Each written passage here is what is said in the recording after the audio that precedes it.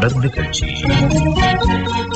வாழ்வியல் தத்துவங்கள் நிகழ்ச்சிக்கு அனுசரணை வழங்குகிறார்கள் இலங்கையின் முன்னணி ஹஜ் உம்ரா சேவை நிறுவனம் தி global travels and ledger private limited. அஸ்ஸலாமு அலைக்கும் வரஹ்மத்துல்லாஹி வபரகாத்துஹு. அல்லாஹ் சுப்ஹானஹு வ தஆலா தனது அருள் மறையிலே யா அய்யுஹல்லதீன ஆமனூ இதா லகீதும் ஃபிஅத்தன் ஃபஸ்புது வஸ்குருல்லாஹ கஸீரன் லஅல்லக்கும் துஃப்லிஹூன்.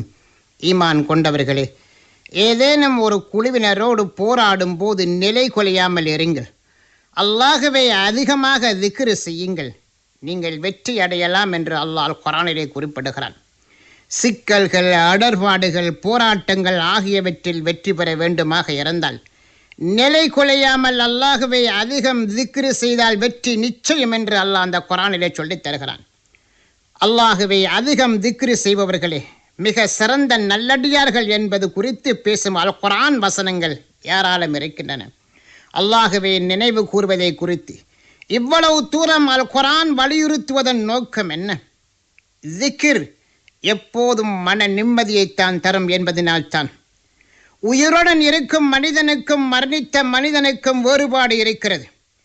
அல்லாஹ்வை நினைவு கூறுபவனுக்கும் நினைவு கூறாதவனுக்கும் உள்ள வேறுபாடும் அப்படித்தான் என்று நபி ஸல்லல்லாஹு அலைஹி வஸல்லம் அவர்கள் உவமையோடு சொல்லியுள்ளார்கள்.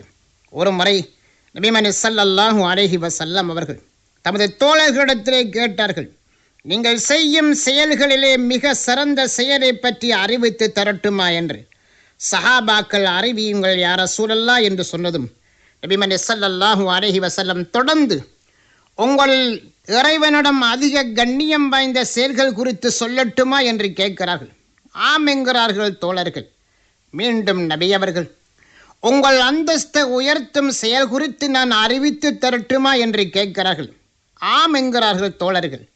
மீண்டும் நபி அவர்கள், தங்கம், வெள்ளி ஆகியவற்றை தர்மம் செய்வதை விட சிறந்த செயலை சொல்லட்டுமா என்று கேட்கிறார்கள். மீண்டும் நபி அவர்கள், எதிரிகள் போர்க்களத்தில் சந்தித்து போராடுவதை விட சிறந்த செயலை சொல்லட்டுமா என்று கேட்கிறார்கள். கூறுங்கள் நாயகமே என்று சொன்னதும் அப்போதுதான் நபி ஸல்லல்லாஹு அலைஹி வஸல்லம் அவர்கள், மகத்துவமிக்க அல்லாஹ்வை திக்ர் செய்வது, நினைவு கூறுவதே அச்செயல் என்றார்கள் நபி ஸல்லல்லாஹு அலைஹி வஸல்லம் அவர்கள். அல்லாஹ்வை மகிழ்ச்சி அடைய செய்யும் ஒரு அமல் தான் திக்ர். ஆனால் இன்றைய சமூகம் அதனை ஏனோ தானே என்று ஒதுக்கி தள்ளிவிட்டது.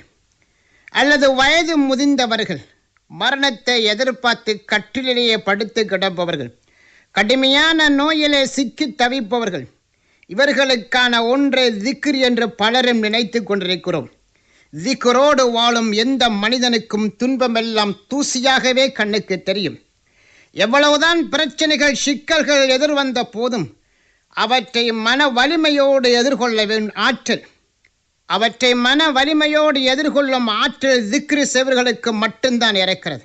எனவே அதிகமாக அல்லாஹ்வை திக்ர் செய்து வெற்றியாளர்களாக மாற முயற்சி எடுப்போம். வஸ்ஸலாமு அலைக்கும் வரஹ்மத்துல்லாஹி வபரகாத்துஹு. வாழ்வியல் தத்துவங்களை தந்தவர் அல்ஹாஜ் மௌலவி ILM இப்ராஹிம்